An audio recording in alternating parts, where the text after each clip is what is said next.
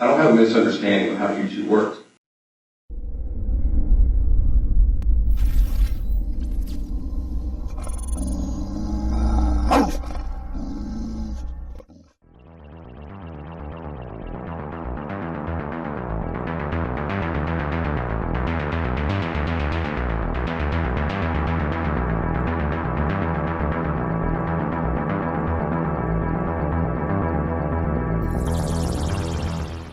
Is this an unusual set of circumstances where you have a department that's experiencing these kinds of difficulties with respect to the magnitude and nature of these protests or interference, or however we want to call it, these activities? Is this out of the ordinary?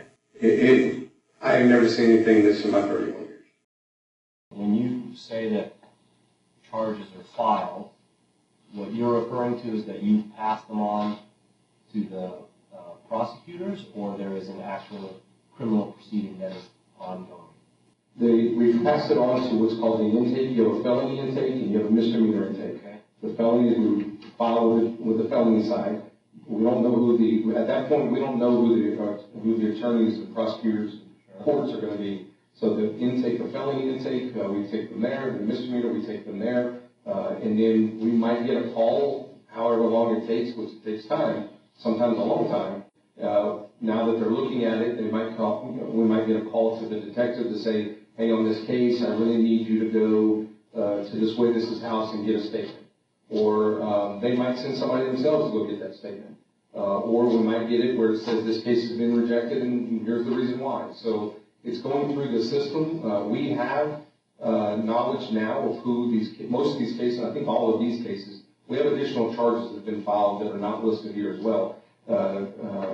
And so those cases, in these cases, as far as I know, we know what court they're in, and what prosecutors dealing with them, but I can't tell you 100% what's the status of them. I just know they haven't been rejected, or we would receive a rejection. But there is at some point an additional step, which is where you have a formal charging document that's going to get. Is that right, or am I? On felonies, yes. On misdemeanors, especially on arrest, they normally don't. They just go off the arrest. But if they want to, they'll go up and ask for an information. If there's some questions on it, they'll run that in front of a court for information. But from what I've seen, that's rare to actually go ask for the information. They usually go straight off of a packet that we turn in, and if they feel that there's enough to actually go forward with those charges, they will get a warrant. If they haven't been arrested yet, they'll get a warrant, and that person will be picked up and brought into court. So no further charging document is filed? Not that I know. Okay. But I'm not 100%. Okay. Well, thank you. I have no further questions. Okay. Looking at Exhibit B, these were submitted to the prosecutor for the most part on July 17th, right? Yes, sir. No, Hold on. Not to the prosecutor. They were submitted to the intake, not the prosecutor. The intake at whose office? At the district attorney's office. District attorney's another word for prosecutor, right? No, I don't know. That's the district attorney's office. It's not a prosecutor that was there. It's a civilian clerk that handles those. You usually take them 2.5 months to respond to these intakes? Oh, absolutely. Oh. Now, did you also tell the district attorney's intake people that the magistrate has already rejected some of these charges? Oh, absolutely. Yeah. Oh, you did? Okay. Because it's not contained in the exhibit. It's not relevant. Okay. But what I'm saying is whatever it is that you submitted to the district attorney for review for their intake, you also included the fact that the magistrate has already rejected some of those charges, right? That's not relevant, sir. What we submitted was the evidence that the case should be tried on. If that evidence is good enough, they go forward with it. I thought you just said a minute ago, I'm not trying to argue with you, I just want to get to the bottom of this.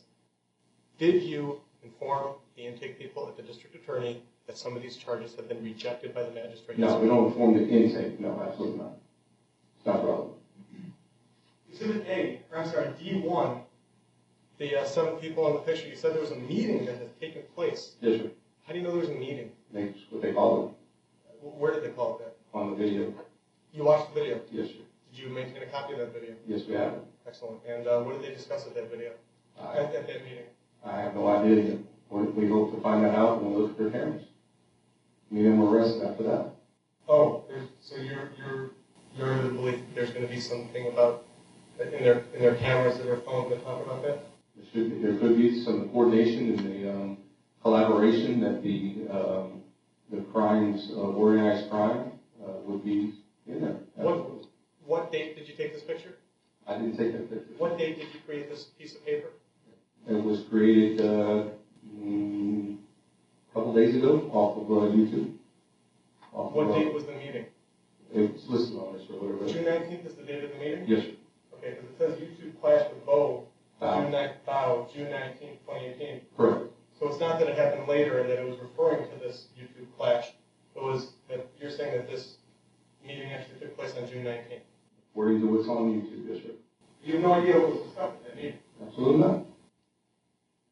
That threat that we heard, do you have any evidence at all from anything that you've seen that any of the plaintiffs in this case are the voice on that? No, sir.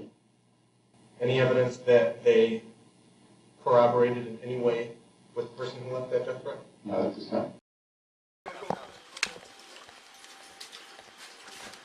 Police, search warrant! Get out! Get down, get out! Get on the ground now! Everybody down!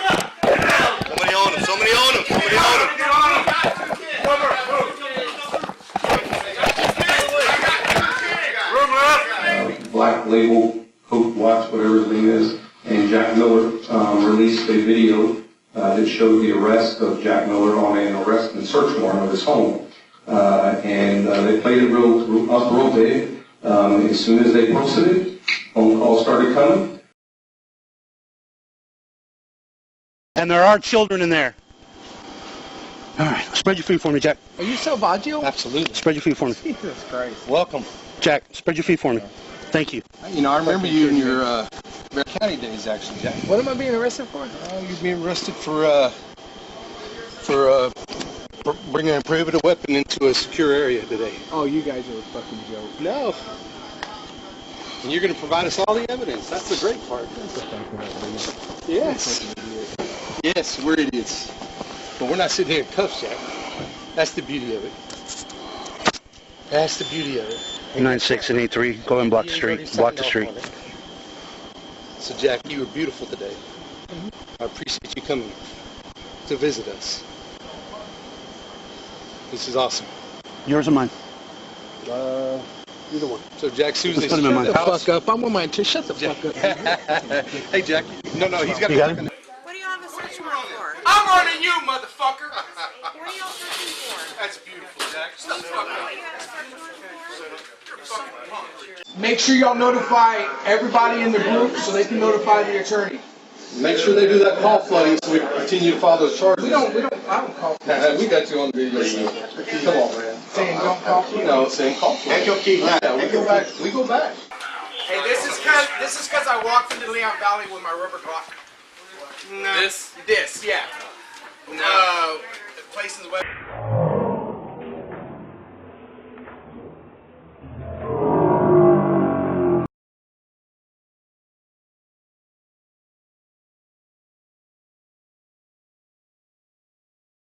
So I'll tell you, myself, I've not had a day off in months because I spend the weekend doing the open records stuff. My guys have been assigned individuals now to monitor every one of their stuff, and we have to download it and catalog it.